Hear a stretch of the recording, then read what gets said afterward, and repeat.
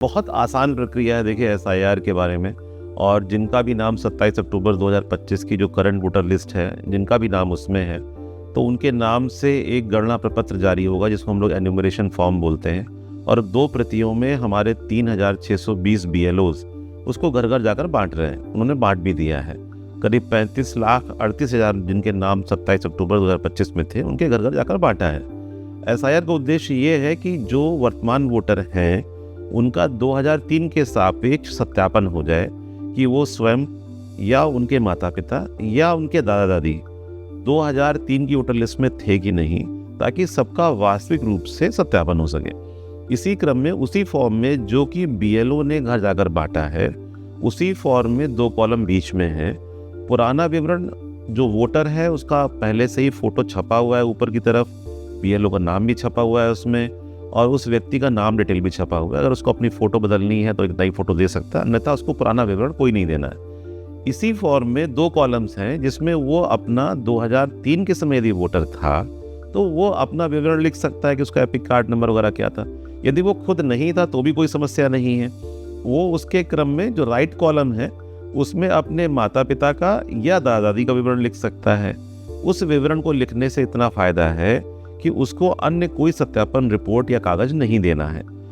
ऐसे व्यक्ति जो भी अपना फॉर्म एन्यूमरेशन फॉर्म बीएलओ के माध्यम से जमा करेंगे या अन्यथा जमा करेंगे, उस फॉर्म के बेसिस पे ड्राफ्ट जो हमारा प्रकाशित होने वाला दिसंबर के प्रथम सप्ताह में, उसमें उनका नाम आ जाएगा। और सबसे अच्छी बात यह है कि ड्राफ्ट प्रकाशन में कोई भी कागज हम नहीं मांग रहे हैं। अभी हम सिर्फ आपसे यही पूछ रहे हैं कि आप वर्तमान में वहाँ रहते कि नहीं रहते हैं, और उसका विवरण भर दीजिए।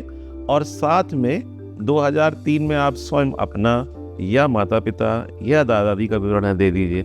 इसके आधार पर ड्राफ्ट आ जाएगा। अगर कोई व्यक्ति के पास 2003 का विवरण ढूंढना चाहता है तो ऑनलाइन ढूंढ सकता है voters.eci.gov.in पर। वो देख सकता है जहाँ का भी वोटर रहा होगा, वो सर्च कर सकता है, 2003 का विवरण भर देगा, उसको सुविधा हो जाएगी। बीएलओ उसकी सहायता कर देंगे। हमारे बीएलओ के ऐप पे भी सुविधा रहेगी कि वो उसमें से सर्च कर सकते हैं किसी व्यक्ति का 2003 में कहाँ था। फर्ज करें कि अगर 2003 में भी उसका नाम कहीं नहीं मिल रहा तो भी कोई समस्या नहीं है, वो अपना फॉर्म जमा कर देगा। और ऐसे व्यक्ति से सत्यापन के लिए हमें अतिरिक्त अभिलेख चाहिए होंगे, जो 13 अभिलेख हैं, वो भी हम उनसे ले सकते हैं। तो एसआईआर के विषय में बहुत सिंपल चीज़ है कि जो गणना पत्र आपको दिया गया है, उस गणना पत्र में आपकी वर्तमान इन्फॉर्मेशन है, फोटो है, विवरण है, साथ में 2003 का विवरण अपना माता पिता दादा दादी जिसका भी उपलब्ध है दे दीजिए। फिर आपको कुछ नहीं करना है। अगर कोई विवरण नहीं है तो भी फॉर्म दे दीजिए। उसका लाभ ये होगा कि हम आपका जो ड्राफ्ट रोल हमारा प्रकाशित हो रहा है 9 दिसंबर में, उसमें हम आपका नाम शामिल कर ही लेंगे। उसके बाद हमें लगेगा सत्यापन के लिए हमें कागज चाहिए, तो फिर अतिरिक्त रूप से वो जो 13 कागज हैं मांग लेंगे। वर्तमान में बीएलओ को अतिरिक्त रूप से कोई आपसे अभिलेख नहीं चाहिए।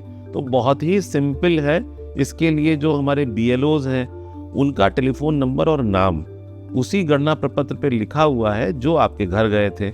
दूसरी बात कि यदि वहाँ से जो हमारा कॉन्टैक्ट सेंटर्स हैं, डिस्ट्रिक्ट कॉन्टैक्ट सेंटर, जिसका विवरण आप लोग अपने पोर्टल पे दे सकते हैं, वो उस नंबर पे कॉल कर सकते हैं, तहसील में जा सकते हैं।